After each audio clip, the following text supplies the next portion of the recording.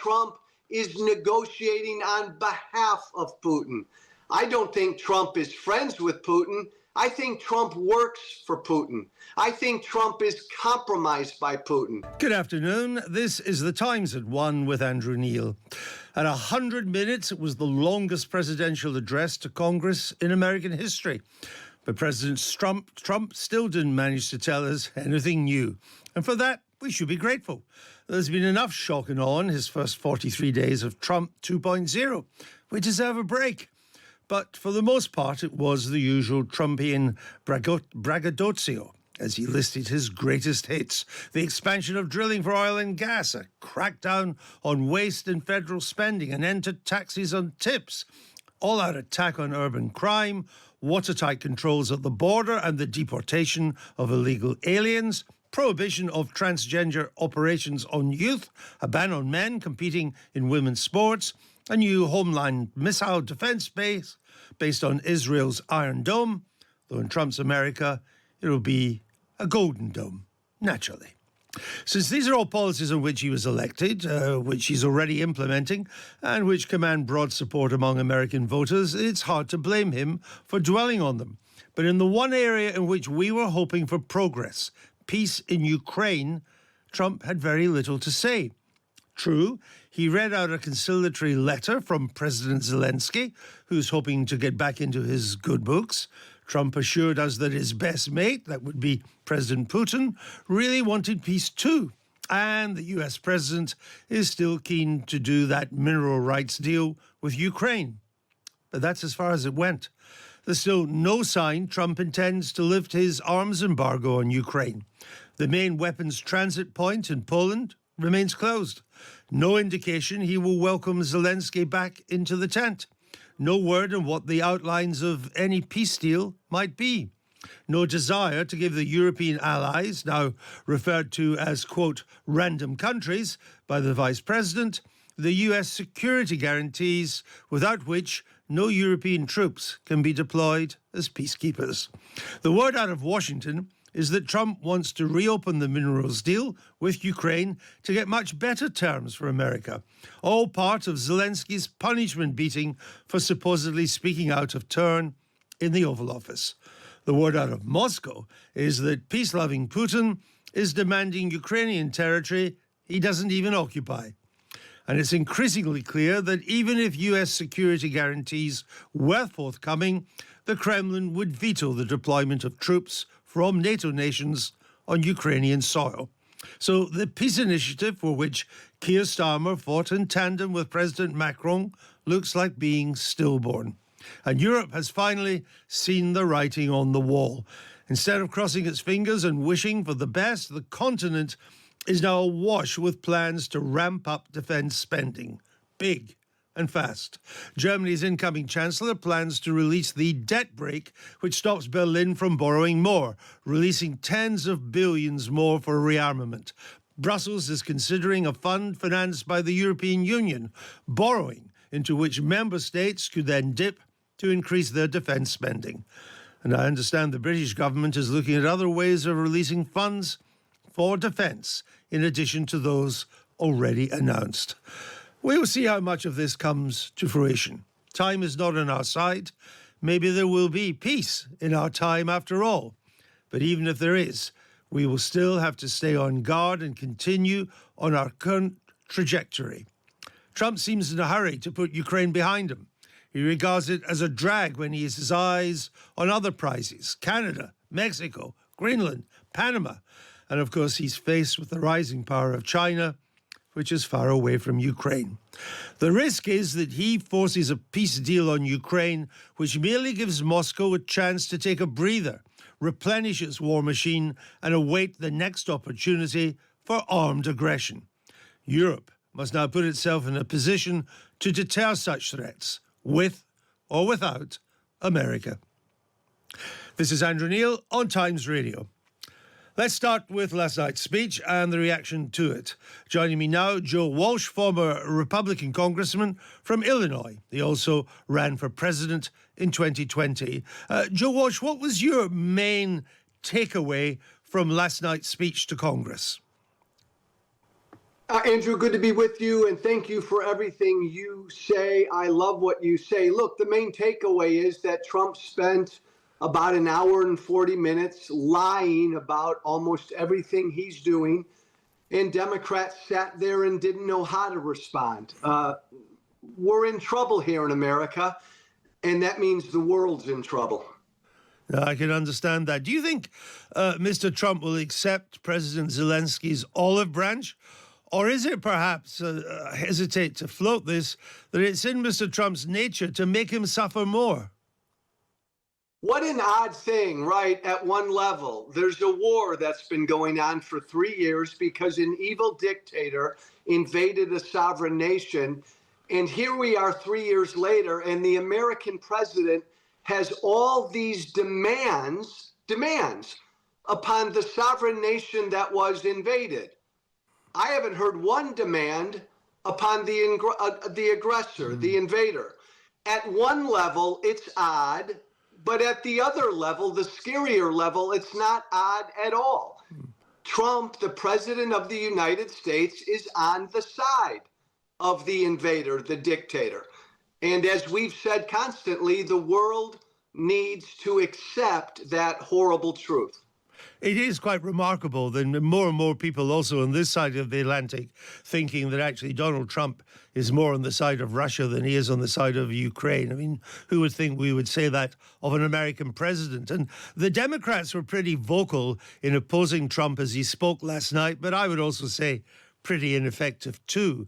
But dissent in the Republican Party, your party, Joe Walsh, that seems to have pretty much collapsed. Is that right? There is, exactly, Andrew, there is no dissent. Look, when Trump won in November, he killed off for good any dissent in the Republican Party. We have two major political parties in this country. One of our two major political parties is an authoritarian embracing cult. And again, this is difficult stuff for me to say as a former Republican, but the world's got to wake up to that. So Donald Trump stands with Putin. Clearly, he doesn't stand more with Putin. He stands with Putin. And what that means is the entire Republican Party will stand with Putin. And yet it's the Republican Party of Reagan and Eisenhower and both Bushes, Republican Party that was in power when the evil empire fell, when the Soviet Union was on a trajectory of to be no more. And what you're now telling me and our listeners now, it is now led by a man who is a friend of the Kremlin. Yeah, well, and as someone who grew up with Reagan, that party is dead. Hello, world. Ronald Reagan's Republican Party is dead. And again, Andrew, I don't want to be a crazy man here. I don't say Donald Trump is a friend of Putin. I think that's too nice. I think that's too benign. So many people have been confused about how Trump is negotiating and he's throwing Ukraine under the bus. It doesn't make sense, Joe. So many people have asked me. But it makes all the sense in the world if you understand that Trump is negotiating on behalf of Putin. I don't think Trump is friends with Putin. I think Trump works for Putin. I think Trump is compromised by Putin. I think the truth is much scarier. If that's the case, then all Ukraine can hope for in a peace plan orchestrated by Mr. Trump, all it can hope for is a loser's peace. I completely agree, Andrew, which is why, and I know this is difficult to do, Zelensky, Ukraine, Europe, NATO, the free world needs to give my country, respectfully, the middle finger and tell America to get lost. Ukraine, NATO, and Europe needs to understand that America right now, as long as this guy is in the White House, America is not your friend. It pains me to say that, But Europe and NATO, they've got to do this fight on their own. It's tough to do that, though, since we are so used, one, to, in the end of the day, when push comes to shove, depending on the American umbrella, the American defense being the dominant power in NATO, so much of our military is tied up, integrated with America and its command and control. So a member of our weapon systems depend on America too. It's quite difficult to make that break. But the mood is changing in Britain, Joe Walsh. I just wonder if Americans are aware of just how J.D. Vance's remarks about the British and French military have gone down, calling us random states that hadn't been in war for up to 40 years. This just was said by our Prime Minister to the British House of Commons before we came on air. I'd like you to listen to it. Mr. Speaker, tomorrow marks 13 years since 6 young British soldiers were on patrol in Afghanistan when their vehicle was struck by an explosive, tragically killing them all. Sergeant Nigel Coop was 33. Corporal Jake Hartley was 20. Private Anthony Frampton was 20. Private Daniel Wade was 20. Private Daniel Wilford was 21. And Private Christopher Kershaw was just 19, a teenager. Tomorrow also marks the 18th anniversary of the death of Benjamin Reddy, a 22-year-old serving with 42 Commando Royal Marines, killed in Helmand Provost in 2007. These men fought and died for their country, our country. And across the wars in Afghanistan and Iraq, 642 individuals died fighting for Britain alongside our allies. Yeah. Many more were wounded.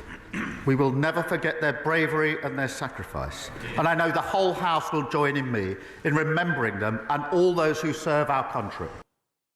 Now, that remark by the opening statement just before Prime Minister's questions by the British Prime Minister was clearly directed at J.D. Vance. And I'm not sure the United States realises just how furious this country is by his remarks. I don't think America does realize how furious you are. I'm glad that your Prime Minister said what he said there. What an ugly, dishonest, horrible thing for J.D. Vance to have said. But J.D. Vance is saying what Donald Trump wants him to say. And J.D. Vance and Donald Trump could care less about NATO. They could care less about our allies. Again, this is really scary stuff. And so I know it's really difficult for Europe and the free world to say, we're going to have to march on without the leader of the free world. But the leader of the free world is no longer on your side. But to let Trump dictate some sort of a peace deal, as you said, Andrew, it will only be a peace that will help Russia and will hurt Ukraine and give away Ukrainian territory.